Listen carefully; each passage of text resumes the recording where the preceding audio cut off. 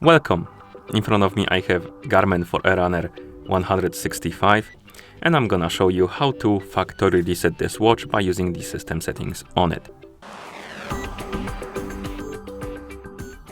Before we start, if you want to factory reset your watch, make sure that the battery level on your watch is at least above 20 or 30%, because if the battery dies during the resetting process, it might damage your device.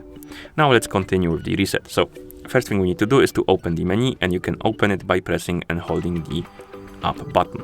Once the menu opens, you can scroll through it by swiping on the screen or by pressing the down button. So scroll through the menu and find the option called the system. Once you find it, tap on it or press the start button to enter. Now scroll through the menu and find the option called the reset. Once you find it, tap on it or press the start button, and here select the option called delete data and reset settings,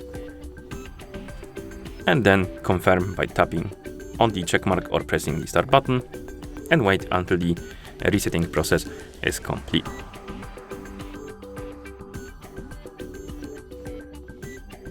And once you see the list of languages on the screen, it means that the factory reset is complete. Thank you for watching. If you found this video helpful, please consider subscribing to our channel and leaving a like on the video.